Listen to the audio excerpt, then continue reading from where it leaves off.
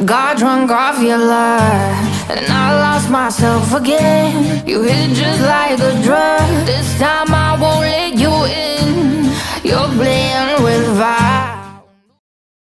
Herkese selamlar arkadaşlar. Lords Mobile'de bir devrin sonu bayağı saha tezahüratları bizi uğraştırdı.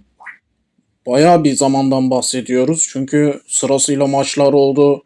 Hepsine yetişemedik. Yani biz Lords Mobile olarak yetişemedik. Çünkü bir bakıyorum peş peşe maçlar oluyor. Birine yetişiyorsun, birine yetişemiyorsun.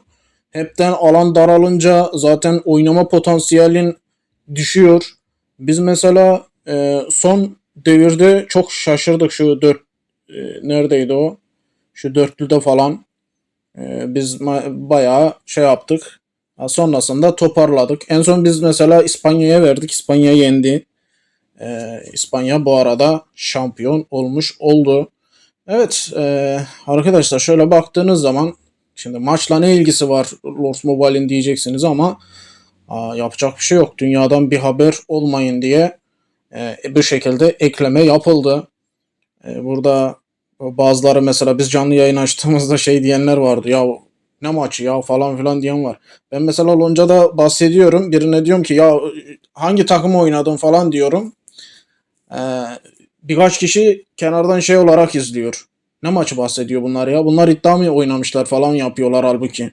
Lan oğlum bir bak etkinlik var. Oyun bir şeyler getirmiş. Soruyorum sen oynadın mı? Yo diyor. Oyunda bekliyor. Saatlerce oyunda bekliyor. Halbuki oyunun etkinliğinden haberi yok. Ya arkadaş bir baksana etkinlik var. Gidip de iddiayla falan ne alakası var? İşte burada tercihler, tahminler, bilmem şular bunlar falan filan. Arkadaşlar elimizden geleni yapmaya çalıştık. Ama şu dörtlüde falan şu sonlara gelince illaki sıkıntı çıkıyor. İllaki tahminde bulunmak adamı zorlaştırıyor. Çünkü çok güçlü takımlar var. Bazı takımlar da mesela milleti çok şaşırttı. Örnek mesela Almanya direktmen elendi. Almanya falan elendi mesela.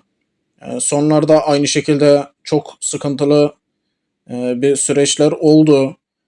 Şey mesela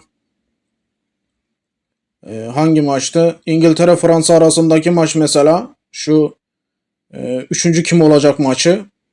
Arkadaş şeyden final maçından daha çetin bir maçtı. Daha izlenir bir durumu vardı. Çünkü İngiltere 4-0 öne geçti. Fransa karşısında. Bak üçüncülük maçında. 4-0 öne geçti. Sonra 4-3 oldu. Ondan sonra maç 6-4 bitti ya. Düşünün. 6-4 maç bitti. Final maçına bakıyorum. Final maçı da 1-0 bitti. İspanya yendi. Ya bunda da garip bir mevzu vardı. Final maçında. Arkadaş Arjantin oynamadı ki. Maçı Arjantin oynamadı. Geriye yattı. İspanya bastırdı. Sonuna kadar dayanmaya çalıştı Arjantin. Arjantin golü yedikten sonra Arjantin son dakikalar kırmızı kart yedi. 10 kişi kaldı. Ama şu var. Yani son dakikalar yedi. 10 kişi kaldı. Sonra golü yedikten sonra atak yapmaya çalışıyor. Ulan sen maç boyunca neredeydin? Yani İspanya hak etti dağıldı. Onu söyleyebilirim. Tamam Messi'li Arjantin defansta kaldı, bastıramadı, şey yapamadı ama gol yedikten sonra bildiğiniz maça döndüler. Ondan sonra ataklar falan yapmaya çalışıyorlar.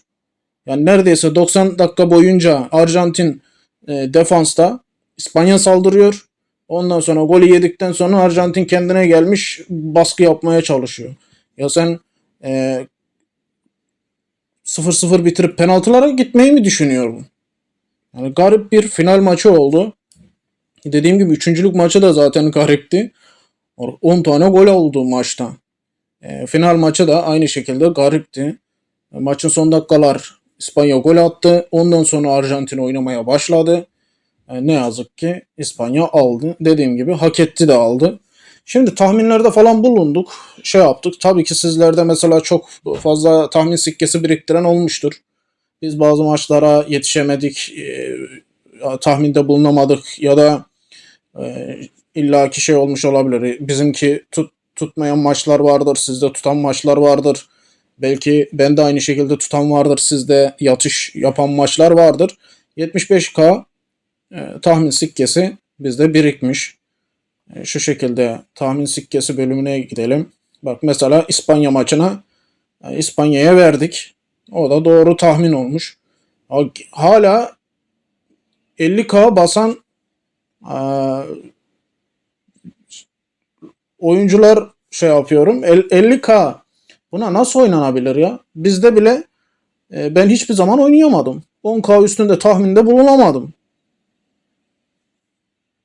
Yani sizde 10K'nın üstünde tahmin bulunan varsa bir maçın başında bir yorumlara atın arkadaşlar. 10K'dan fazla tahmin sikkesi yapılamıyordu.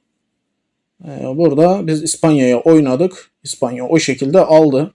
Mesela bizde şöyle yarı finale gideyim. Yarı finalde örnek mesela Arjantin'e oynadık İngiltere karşısında. Evet, Arjantin mesela yendi İngiltere'yi. Şurada Fransa'ya oynamıştık İspanya karşısında. Fransa burada yenildi. Yani Arjantin İngiltere'yi elemiş oldu. İspanya Fransa'yı elemiş oldu. İngiltere ile Fransa üçüncülük için kapıştılar. Burada da İngiltere 6-4 yendi. İspanya da Arjantin'i finalde 1-0 yendi. Yani şurada mesela 10K tahminde bulunduk. 5K'ya düştük. Burada 10K tahminde bulunduk. 20K tahmin sikkesi almış olduk. Ya bu şekilde maçlar gitti. Şampiyonu tahmin etti. Biz tutturamadık. Çünkü son 4 takım arasındaydı. Biz tutturamadık. Biz çünkü Fransa'ya oynadık. Bak ben tutturamadım. 10K oynanıyordu yine. 4 takım arasından seçmiştik. Dün mesela Arjantin'le İspanya maçındaysa İspanya'ya oynadık. O şekilde tutturduk. Ama son 4'teyken sanki Fransa alacakmış gibi geldi bana. Ki belki çoğunuz Fransa'yı o zamanlarda alır gibi düşünmüş olabilir şampiyonada. Bilmiyorum siz ne oynadınız? Yorumlarda hepsini yazabilirsiniz arkadaşlar. Atıyorum şampiyon kim olacak diye oynadınız. İşte sizde ne kadar tahmin sikkesi birikmiş gibi işte video ile alakalı yorumlarınızı bekliyorum. İspanya bu şekilde aldı. Dediğim gibi ikisinin karşılaşmasında İspanya'yı tutturduk. Şimdi şöyle evet görevler vardı. Görevleri geçtik. Daha bununla iş bitti.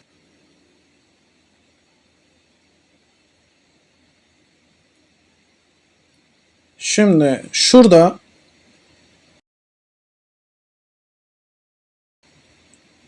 ekran geldi. Burada artık ödüller zamanı.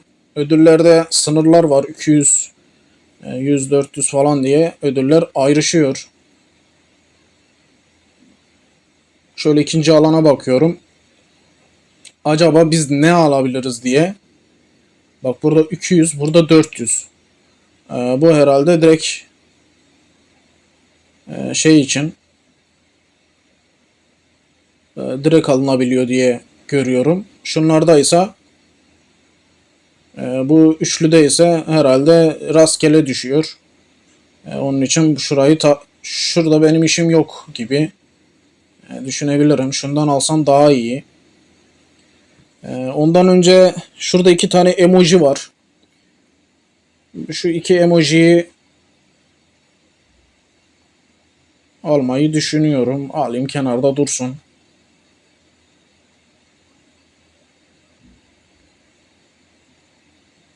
Evet şu aynı şekilde şunu alalım.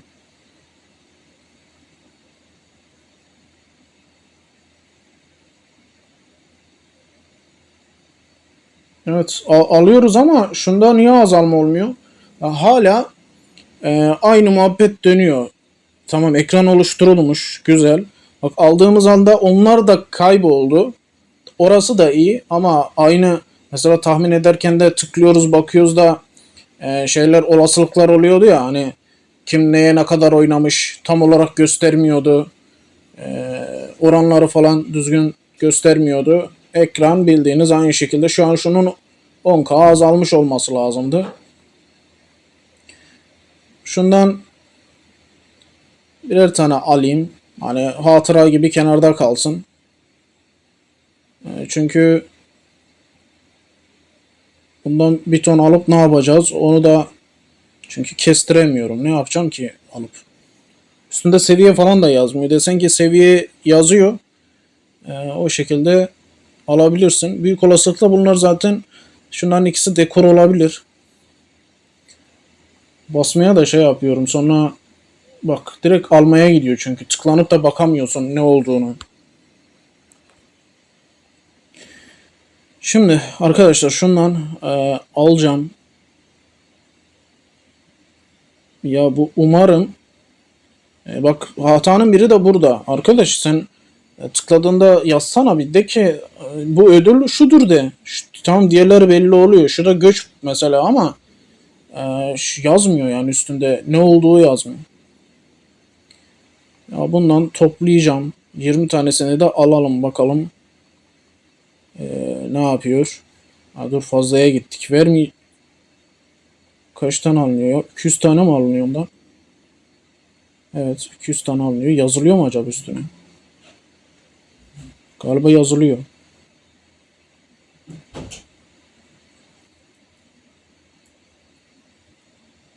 ...800 demiş.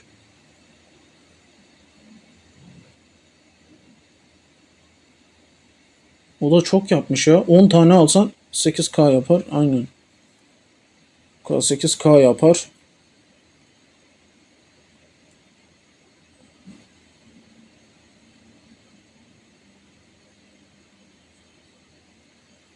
Onda da sanki bir şey vermiyor gibi ya.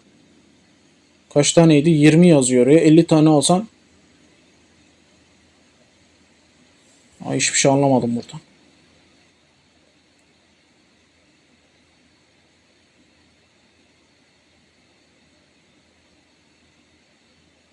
Bir saat içerisinde çantana gidecek. Şimdi alıyoruz ama azalmadığı için de tabi göremiyoruz ne geleceğini.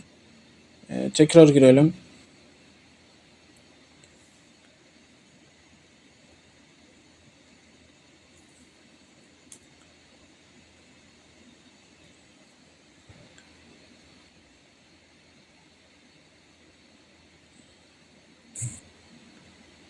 Tekrar girelim. Gerekli puan 400 diyor. Bir tanesi 400 yapıyor. O nasıl iş ya? Altta 800 yazıyor. Bunda 400 yazıyor. Şimdi orada şey olmadığı için arkadaşlar bunun şeyini yapamıyorum. Hesaplamasını yapamıyorum. Çünkü orada azalma olmadı. Bununla uğraşamam şimdi. Nerede duracak diye bilemem. Ondan ayrı ayrı aldım. Yeter yetmez diye. Evet yetersiz dedi. Yetersiz bakiye. Tamam. Demek ki sonuna geldik. Şöyle azaltalım. Evet bunda da yetersiz dedi. Şöyle 30 yapalım bunu. Tamam yetersiz.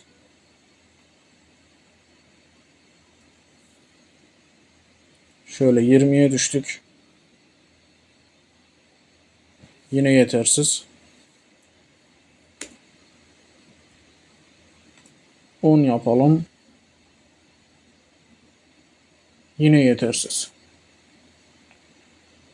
Kaç tane alacağız? O zaman şöyle tek tek basayım. Ama burada şurada 800 yapıyor. Buradan seçerken 400'lü alıyor. Bu nasıl iş ya?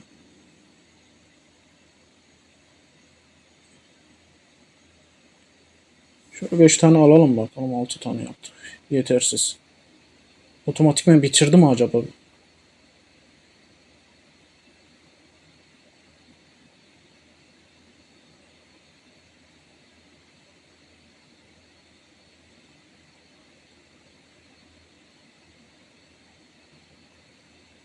2 tane aldı.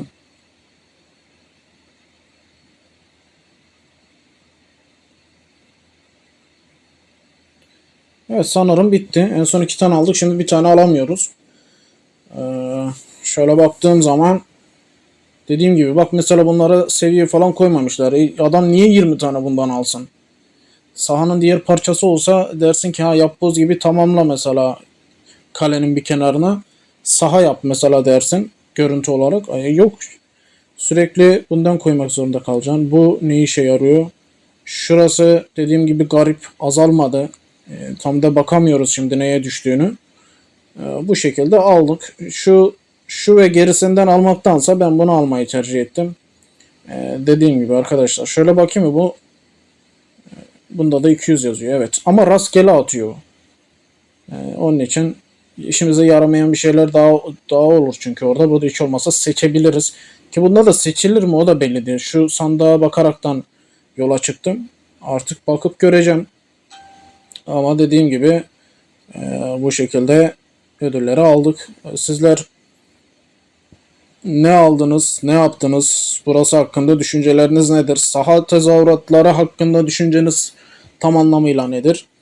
Evet, şimdi düşündüğümüz zaman garip. Oyunun içerisine Dünya Kupası'nın girmesi ayrı bir olay. Çünkü oyundaki savaşla alakalı değil, bir şeyle alakalı değil. Tahmin ederek size bir şeyler vermeye çalıştı oyun. Yine bir ücretsiz etkinlik gibi bir şey oldu yani. Hiç yoktan iyidir arkadaşlar. Dediğim gibi sizin düşünceleriniz neler? Yazın yorumlarda, buluşalım, görüşelim konuyu. Ejderha güç gösterisinde hala tahminler, savaşlar devam ediyor. O biraz daha uzun, biraz daha gidecek oyunun mevzusu. Savaşları kontrol edin. Savaşları fırsat buldukça paylaşmaya devam ediyorum. Onlara bakın. Kanaldaki diğer videolarımızı izlemeyi unutmayın. Şimdi etkinliklere, paketlere falan geçiş yapalım. Bakalım neler geliyor.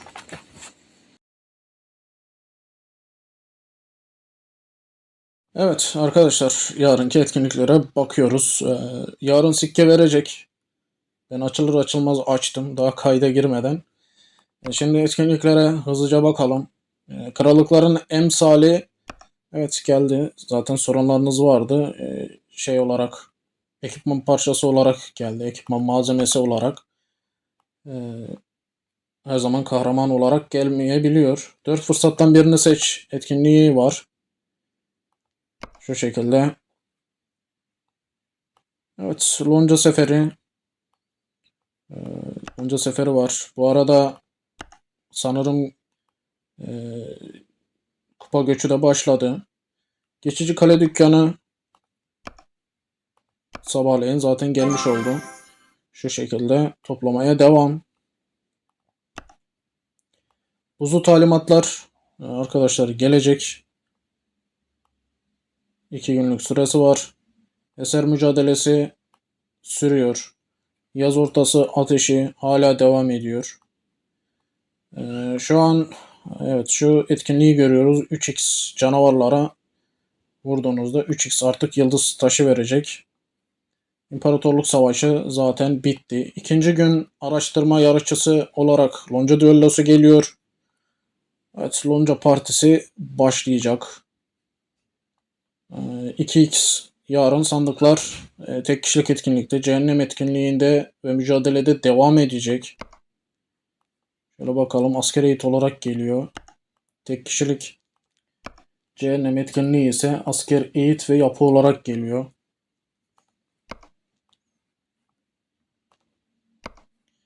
Şöyle paketlere geçelim.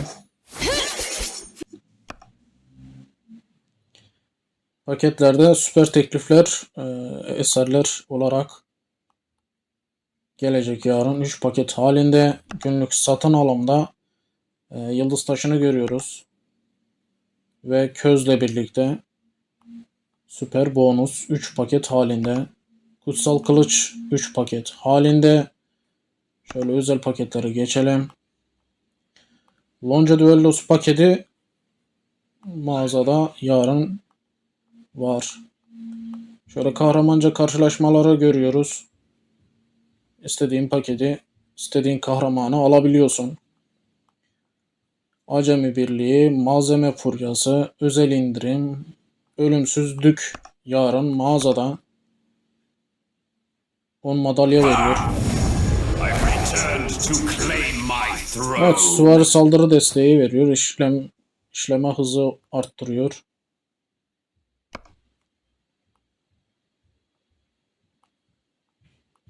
Şurada cehennem barbeküsünü görüyoruz. 10 madalya veriyor. Menzilli saldırı desteği veriyor.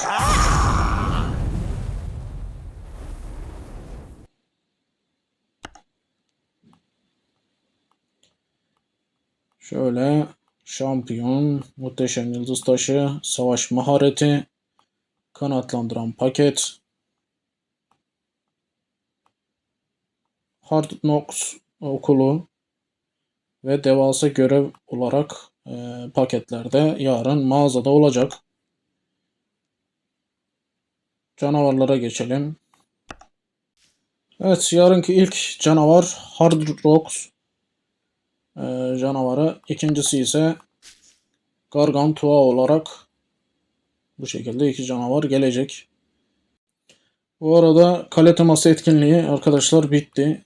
Çoğu kişi alamamış. Ücretsiz olarak gelmemiş. İşte şans eseri 1000 top gelen alabildi ücretsiz olarak. Onun haricindekiler bayağı zorlanmışlar. Biz de harcama yapmadığımız bu kalede atıyorum alamadık. Yarısına kadar ulaşabildik. Bu şekilde etkinliği yaptık. Ödüllerinizi alın yine.